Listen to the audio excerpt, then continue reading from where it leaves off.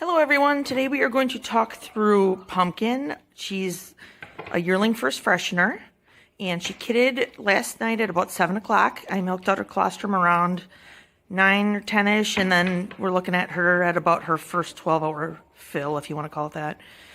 So when we're talking about keepers and sellers and all of that, Pumpkin, I'm very happy with what we got.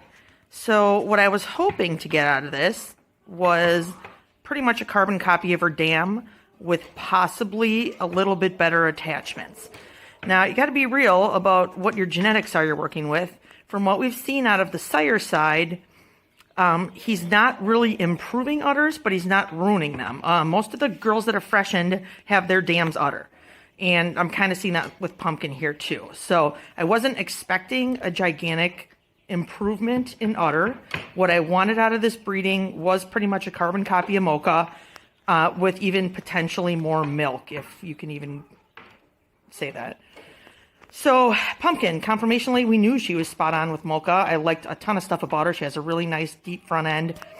She is put together pretty nice with that nice wedgy shape, super dairy, really nice dairy skin. So I'm excited to see what her production is going to be, but obviously with her just freshening yesterday, we don't really know where that's going to go yet. So that's kind of the big unknown with Pumpkin right now, is what her actual production will be. So what we were hoping to get out of Pumpkin, obviously, is always does, but we got 2 buck kids out of her. Now, if you watched my other video about Dreamy, I don't automatically rule out keeping intact buck kids out of first fresheners. So Pumpkin is actually one of the 2 does I was kind of penciling in to possibly keep a buck kid out of. So I'm not mad I got 2 buck kids because I'm super happy with how they look. So I keep primarily 3 dam lines. And with Pumpkin's dam line, what I'm looking for are those really nice big teats and orifices, that really nice dairy skin, and I'm looking for milk production. So the big thing that will kind of put a hold on if I keep those buck kids intact or not is waiting to see how Pumpkin's milk tests start to look. So that's going to take a little while. So I'm actually going to hold on to her buck kids for now, kind of see how they look and they mature, and see how her first lactation is looking. My other reasoning, kind of looking at Pumpkin versus her dam, is her dam doesn't freshen until like April 1st, and that's getting a little late in the season to have a buck kid ready to go for me in fall. So Pumpkin did good. She had a nice delivery. It was a pretty big buck kid, but he was pointing the right way, and then his littler brother came out right after, easy peasy. So when I'm looking at keepers, obviously there's no does to assess, but we have the 2 buck kids, and it's actually out of one of the 2 dams that I'm potentially thinking of keeping a buck out of. So right now for our herd, we have 1 doe kid born that is on our keeper list. So that means, unfortunately, we have 1 doe that we need to look at moving on. And I am very sad to say that she will be leaving our farm tomorrow. So the doe that's going to be going to make room in the herd for our first keeper doe is Tornado Allie. And I might get a little choked up, I'm not going to lie. Allie is one of my favorite does, if not my favorite personal favorite. She's done a lot of good stuff for my herd. Her daughter Twister is probably my favorite doe in the herd right now as far as quality-wise.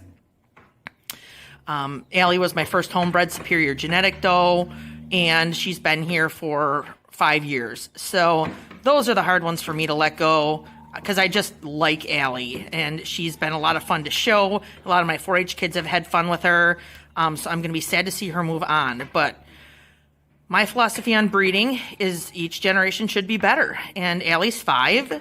I sure should have some better stuff going on in my herd than I did 5 years ago.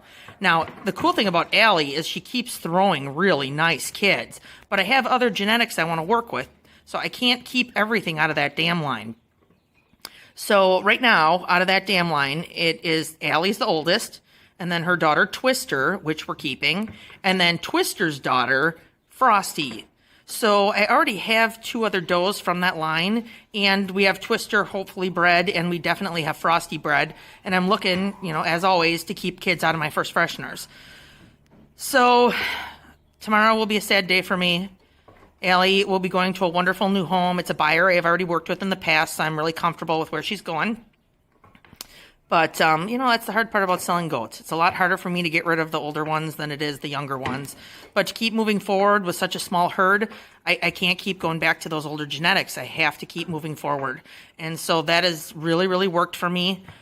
So far this year, these 3 first fresheners are looking exactly how I hoped. And I'm very excited about that because I'm starting to get some really nice consistency between these lines. So last year, the buck that I used on everybody was Woody, and Woody was out of that Twister Alley dam line. So this year, I want to keep something out of this Pumpkin and Mocha dam line. So that's why I'm not mad about the kids at all. And we'll be heading in to see them in a minute. But I'll quick do a little turn around here to kind of see what her little udder's looking like. Said it's very, very soft and stretchy, which I love. She, like I said, she had a pretty big buck kid, so she's looking a little rough this morning. But overall, it was not a bad delivery for such a small young doe. So,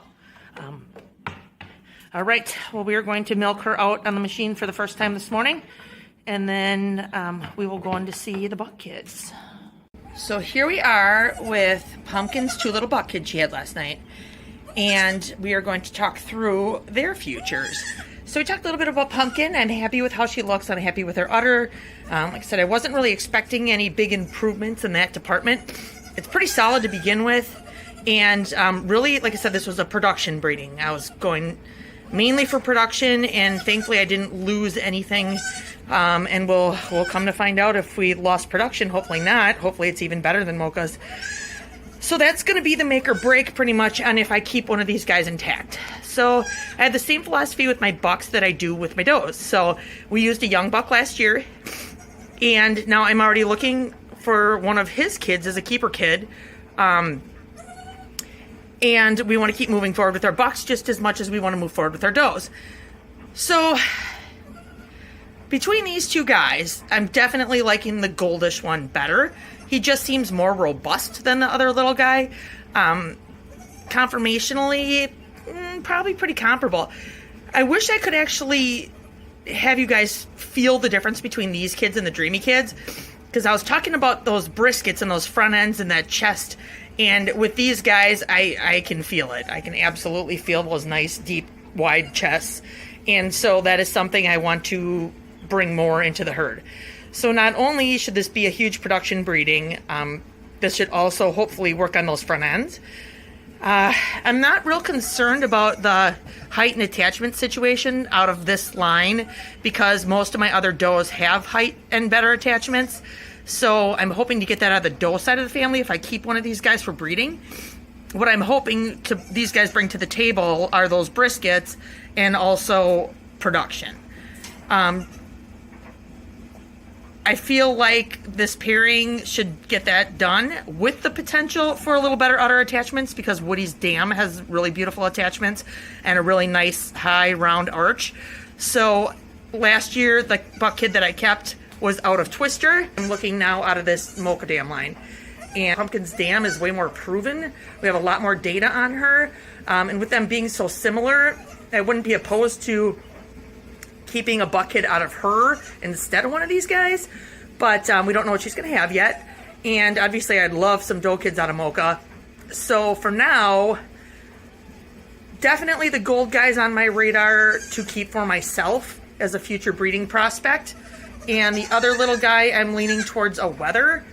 In the right situation and somebody else has heard, he might be something somebody wants to work with.